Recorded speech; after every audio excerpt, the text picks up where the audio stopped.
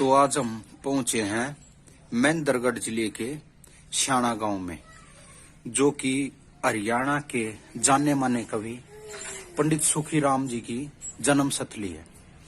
और आज हमारी मुलाकात अपना राव साहब हवा सिंह जी से हुई है, और जो पंडित सुखीराम जी के बहुत ही चहेते और जिन्होंने उनकी पुस्तक का विमोचन भी बहुत ही उच्च स्तर पर किया, जो कि हरियाणा साहित्य अकादमी से भी अप्रूव्ड है।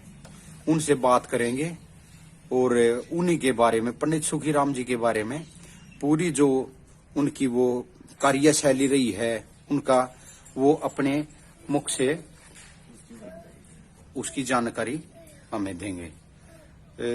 तो राव साहब, जो ये पंडित, सबसे पहले आप अपना परिचय दो कि मेरा नाम हवा सिंह है, गांव श्याणा, जिला महेंद्रगढ़ से ताल्लुक रखता हूं, और हमारे गांव के गुणी सुखीराम इस संस्कृति के एक जन्मदाता हुए हैं, जिनका जन्म 1857 में हुआ था और 1905 में इनका देहांत हुआ। 48 साल का जीवन काल रहा इनका, और इनके समय के शंकरदास और सुखीराम दो ही प्रणालियां उस समय में हमारी संस्कृति को जन्मदाता है।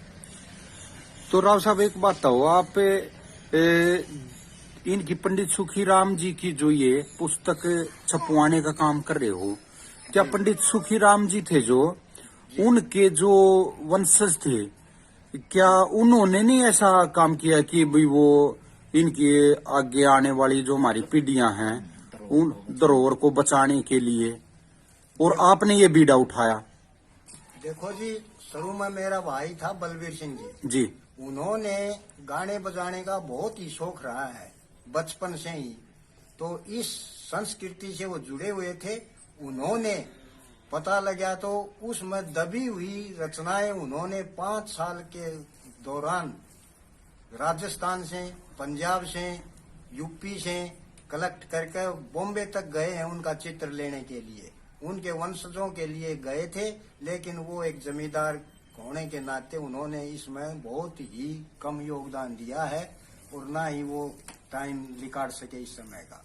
तो इसका बेड़ा भाई साहब ने बहुत ही उत्सुकता से उठाया था, और ये उन्हीं की कर कमलों से पुस्तक छपवाई है, जिसका गुणी सुखीराम ज्ञानमणि प्रकाश के नाम से प्रकाशित हुई थी हरियाणा साहित्य अकादमी से, और वहां जाकर ये पुस्तक दी थी, और उन्होंने शोधार्थ करके उन्होंने निर्णय लिया था। उसके बाद उनका देहांत हो गया। वो देहांत के दौरान उन्होंने ये जिम्मेवारी मेरे को सौंपी, और मैं उसके बाद अब कंटिन्यू लगातार है। मैं पुलिस से सब इंस्पेक्टर रिटायरमेंट हूँ, और उसके बाद मेरा भी भाई की तरह इस संस्कृति से लगाव हो गया, और मैं दिन प्रतिदिन उनका कार्य कर रहा हूँ। तो आपने अब तक कितनी पुस्तकें ये पंडित जियों की वितरित कर दी होंगी? कितनी प्रतियां छपी? 1000 प्रतियां तो वितरित हमें कर दी निःशुल्क अपनी जनसेवा का प्रचार के लिए, और मैंने उन्हों की 500 प्रतियां अब तुरंत ताजा करवाई हैं। ये भी मैं किसी से कोई पैसा नहीं लेता, अपने प्रचार प्रसार के लिए अपने खर्चे से वहन करके मैं वितरित कर रहा हूँ। कोई भाई आओ, इस संस्कृति से लगाव रखता है, वो देखो और अपना संशय मिटाओ। राव साहब, कितनी अच्छी बात है कि आप ऐसा काम कर रहे हैं, और इसको जैसे ये कोई साधारण काम नहीं था जो आपने इतना ये डाटा इकट्ठा किया है, तो उसमें उसको इकट्ठा करने में क्या क्या दिक्कतें आई और आपने उसको कैसे सोल्व किया? जहाँ भी मुझे पता लगा, और व्हाट्सएप पर आजकल तो ये व्हाट्सएप पर ये इमेज बहुत ही हमारी टेक्नोलॉजी चल रही है, जहाँ भी मैंने गुणी सुखीराम की कोई भी कविता, दोहा, भजन उनके समय के मिले, मैंने व्हाट्सएप पर भेजे हैं। कई लोगों ने मेरे पास भेजे हैं, और उनको संचित करके और इस पुस्तक में पिरोया गया है। और सभी प्रकार के जो भी डॉक्यूमेंट्स मैंने खारी बावली दिल्ली से पुस्तकें पुरानी से पुरानी जो भी मिली हैं वो संचित करके और मैंने इस पुस्तक में पिरो के और प्रकाशित की। तो पंडित सुखीराम जी हैं जो वो सांग भी किया करते थे या ऐसे ही भजनों का प्रचार करते थे? उस समय सांग प्रणाली प्रचलित नहीं थी, इसलिए वो सांग के शोध नहीं थे। वो केवल भक्ति रस के और ब्रह्म ज्ञान के भजनों के तो एक भगवान के रूप में अवतार के सिद्ध हुए हैं। जिस तरह लक्ष्मी चंद को देवी माता का वरदान था, इसी तरह सुखीराम को भी वरदान के माध्यम से ही था। वो भी अनपढ़ थे, गौ चराया करते थे उस समय। तो पंडित सुखीराम जी हैं जब तक जीवित थे, क्या अब भी उनके वो सुननिया है, वो जानकार हैं, देखा हो जिसने वो है? नहीं, मेरी याद में ऐसा आदमी तो मिले नहीं। भाई के टाइम के भी आज से 160 साल की बातें होंगी, उन्होंने शायद देखा हो, मेरे सामने नहीं आई। तक जो पंडित सुखीराम जी जिनसे मिले, वो मिले उनसे, उन्होंने भाई ने शायद देखा होगा। भाई ने शायद देखा, मेरे सामने वो सुनी जरूर है पूर्वजों से। अब कोई ऐसा होता था, कोई भी कंपटीशन आ जाओ, कोई भी बात आ जाओ, उस बात में जो भी ब्रह्म ज्ञान की बातें थी सबको खोल के बताता था। और सबको जैसे पंचायत रूप में या सामने भाईचारा में बैठ जाते, 5 आदमी बैठ जाते, उनके सामने अपनी गाय के उनका मनोरंजन करवाता था। और जैसे ये गांव है आपका श्याना, तो इसकी और भी विशेषताएं सुनी हमने, तो क्या क्या विशेषताएं हैं यहाँ की? मैंने अपने पूर्वजों से या कुछ अवशेष मिले हैं। यहाँ उद्दालक मुनि का आश्रम था, यहाँ तपोभूमि है, उसने यहाँ अपनी वो साधना की थी। और कुछ अवशेष हमारे पीछे जोड़ ढाब नाम से प्रसिद्ध है,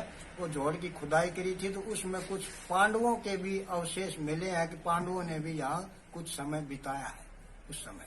अच्छा, जो अवशेष मिले आपने वो पुरातत्व विभाग, वो पुरातत्व विभाग झज्जर वाले भी आए थे और कुरुक्षेत्र वाले भी आए थे, चंडीगढ़ से भी आए थे। हमें कुछ सिक्के मिले थे, कुछ ईंटें मिली थी उस समय की, 1.5 फुट की ईंट है कच्ची। अच्छा जी। कोई भी मिली थी जोड़ छाटे से। और जैसे वही ये भीम की कढ़ाई है, बहुत बड़ी कढ़ाई के रूप में भी वहाँ मिले हैं अवशेष। वैसे पंडित जियों के जो कार्यकाल रहा उसमें कितने भाई बहन थे वो? कुछ इस तरह की जानकारी है आपको? पंडित जी के भाई बहन थे, वो इससे कोई लगाव नहीं था। ये भी अनमैरिड थे। जब ही ये घर परिवार में पुराना समय था, डांगर चराया करता, उन्होंने भी घर से निकाल दिया। फिर ये जींद चले गए, जींद इन्होंने डांगर चराए, वहाँ इसको साक्षात भगवान के रूप में एक बाबा वेश में मिले और उसने ये वरदान दिया कि मैं तो पशु चराता हूँ, मैंने कुछ नहीं चाहिए। तो उन्होंने वरदान दिया था, जा बच्चा 2 चू मुंह से बकेगा वही तेरा अपरंपार है, अपरंपार हो जाए। उसके बाद ये चलता रहा, मनोरंजन करता रहा और अपने सेलिया करता रहा। इसकी ज्यादा प्रणाली ये हमारे आंसू कवि है, तुरंत बनाते थे, तुरंत ही गाते थे। इस प्रणाली की ये खासियत थी। कभी किसी को रटी हुई बात या एक रागनी या भजन कह दिया तो उसमें अगली कहेगा तो दूसरे शब्द आएंगे, वो नहीं आएगी। और इस प्रणाली के साक्षात जिंदा परमानंद जी झगड़ोली इस प्रचार प्रसार करते हैं और वो भी एक आंसू कवि हैं और एक तुरंत ताजा जिंदे जागते हैं। आपको मिला सकता हूँ, कभी भी आओ। और राजस्थान में इस प्रणाली को ज्यादा अहमियत है। राजस्थान में तो जिस तरह अपने सोनीपत में पंडित लक्ष्मी चंद को भगवान मानते हैं, इसी तरह राजस्थान में तो सुखीराम को एक भगवान का अवतार के रूप में मानते हैं जी। मैं उनसे मिला हूँ, परमानंद जी से। राजस्थान में मैं गए, बिहारी लाल जी है एक आंसू कवि, राजस्थान जयपुर से रतन अवार्डी है, उसकी मैं आपको पुस्तक भी दिखाऊंगा। वो इस प्रणाली से संपर्क रखते हैं और हम जब भी कोई कार्यक्रम करते हैं तो राजस्थान के हमारे पास आते हैं, तुरंत बना के तुरंत गा के सुनाते हैं जुबान से और गायकी से ही प्रश्न सवाल पूछते हैं। तो इनकी भाषा शैली कौन सी? हमने भी पुस्तक पढ़ी है, ये जो आपने हमारे को दी, तो कौन सी भाषा शैली रही इनकी? भाषा शैली ज्यादा मारवाड़ी, राजस्थानी और ज्यादा हमारे हरियाणा की दक्षिणी क्षेत्र की हिरवाल की है, उस भाषा में ज्यादा शब्द है। चलो, आपका बहुत बहुत धन्यवाद, जानकारी दी और आप बहुत ही अच्छा कार्य कर रहे हो। इसके लिए जो हमारी हरियाणवी संस्कृति को बचाने के लिए आपका बहुत बहुत ही धन्यवाद। और आज आपके दर्शन हुए और इसके लिए हम आपके बहुत बहुत आभारी हैं। और मैं अब इनके नाम से अगली पुस्तक और छपवा रहा हूँ जिसका नाम है लक्ष्मण मूर्छा। अच्छा। कोरोना की वजह से वो टाइप नहीं हो सकी। वो सारी बुक में इन्हीं का वर्णन है इन्हीं का और इन्हीं के सारे भजन है। मेरे पास तीनों पुस्तकें, 3 पर 2 पहले कर चुके, तीसरा ये सुखीराम के अलावा किसी की कोई छाप नहीं। कोई छाप नहीं है। किसी भाई को कोई शक हो तो मेरे पास उस समय की पांडुलिपियां हैं, उसका संशय मिटा दें। तो इनकी ओरिजिनल जो लिखी हुई हैं, जैसे पेन से कह लो आप, कलम से कह लो, वो आपके पास हैं? पांडुलिपियां कलम से उस समय जैसे पटवारी लिखते थे अपने सरकंडे की कलम से जी। उस समय की लिखाई की प्रेजेंट मेरे पास प्रत्यक्ष प्रमाण के रूप में है। कई कटाक्ष करते रहते हैं, भाई ये रागनी फलाना की है, ये फलाना की है। हमें उस कटाक्ष से कोई मतलब नहीं। हमारा काम है ज्ञान की बात ग्रहण करो और अच्छी लगे तो सुनो, नहीं तो टाल कर दो। कटाक्ष करना साहित्य के लिए अच्छी बात नहीं, अच्छी बात नहीं है। लेकिन जो गाता है उसको कहो, हाथ पकड़ के उतार दो, भाई ये उसकी नहीं है, तू क्यों गाता है गलत। किसी कवि से उससे थोड़ी दोष है हमें किसी का। बिल्कुल। ये तो गाने वाले की कमजोरी है, क्यों गाता है भाई।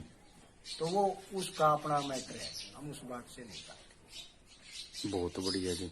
लक्ष्मी चंद का इनका मुकाबला कह देते हैं, भाई ये तो लक्ष्मी की है, ये उसकी है, ये उसकी है। तो और आजकल ऐसा चल भी रहा है कि भाई ये उस कवि की नहीं है। सुना था ये मायना की, मेहर सिंह की कई बार कटाक्ष कटाक्ष आती हैं। तो वो जाने उसका क्या मैंने प्रूफ दो जिसकी है वो गाओ। आज तक आपने इनकी कविताइयों में कोई ऐसा सुना नहीं कि भाई कि ये उसकी हैं या उसकी इसकी कविताई में तो जब सुने, जब लक्ष्मी चंद का जन्म 1903 में होता है जी, और ये 1905 में ये गायकी गायक गुजर चुके, तो लक्ष्मी हाँ, तो कार्यकाल ही इनका पहले हो गया। सारा ही पहले हो गया। 2 साल का क्या। हाँ, वो बाद में हुए हैं, बिल्कुल बाद में। तो छाप ही अलग है। तो अब दूसरे दौर में आप एक बात और कह रहे थे कि शाम को बात हुई जब भाई मैं वो गेट का अवारण और करवा। अगर पंचायत मेरा मन है हाँ, करने का, ये बात वैसे कहनी नहीं चाहिए जब तक प्रत्यक्ष बढ़ ना जाए। आगे तो एक कल का पता नहीं, तो उस बात चलो एक मन में विचार चल रहे थे, वो हमने उस बात है कि सुखीराम के नाम से द्वार बनाओ। चलो जी, आगे कोऑपरेट काम पंचायत भी है और भी है, सबसे परमिशन भी होगी और भी चल कई बातें होती है। हाँ, ठीक है। बहुत बढ़िया जी, आपसे मिलकर बहुत हम तो पानीपत डिस्ट्रिक्ट से आपसे मिलने के लिए आए। मैं आपका भी धन्यवाद करता हूँ कि आपने हमारे बाबा सुखीराम का नाम सुना और आपने इतनी दूर आकर मेरे से परिचय दिया और आपने अपनी बात बताई, मैंने अपनी बात बताई। हमारी तो धुली हुई संस्कृति थी, दब गई थी, दबी हुई को प्रचार प्रसार के अभाव में उभारने का काम किया। मैंने एक छोटा सा आदमी हूँ, पुलिस में नौकरी करते हुए इतना समय अब निकाल पाया हूँ। और वैसे भी राव साहब, आप पुलिस में रहते हो, इन साहित्य को बचाने का काम कर रहे हो, ये एक अचंभित सी बात लगती है हमें। लेकिन मेरे को दुख इस बात का है कि हमें 2013 में इस पुस्तक का प्रसारण कराया था और साहित्य अकादमी में भेजी थी जी। तो उन्होंने प्रशंसा पत्र तो दे दिया हमारे को, लेकिन जो हमारी जो राशि है 11,000 रुपए वो हमारे को दिए नहीं, क्या नहीं है वो तो कोई नहीं राव साहब, ये तो चलता रहता है। पर साहित्य अकादमी ने आपका अप्रूव्ड करवाई है यह चीज, ये भी एक बहुत बड़ी बात है। हम उनका भी बहुत धन्यवाद करते हैं। साहित्य डायरेक्टर थे उस समय में, हम बहुत घूमे हैं, सबसे मिले हैं, सबसे हमारे पुस्तकों के अव्वल दर्जे में ज्ञान मिला, उन्होंने शोधार्थियों ने देखा है, पता है, जब भी तो करता है, कोई वैसे थोड़ी करता है ना। बिल्कुल सारी चेक करता है और करता है तब। और आपको भी मैं समर्पित करूंगा ये पुस्तकें, और किसी भाई को लेना हो फ्री ऑफ कॉस्ट, मैं किसी से पैसा नहीं लेता इसको दे, और मैं आपको ये दूंगा और बताना, और अपने साथी है उनको भी देना। बिल्कुल जी। ये पंडित सुखीराम रचनावली काव्य ज्ञानमणि प्रकाश, पढ़ने के बाद ही पता लगता है इंसान को क्या है क्या नहीं है। बिल्कुल जी, बहुत धन्यवाद आपका। आज आपके दर्शन हुए और इसी उसके हम आपका बहुत आभार व्यक्त करते हैं।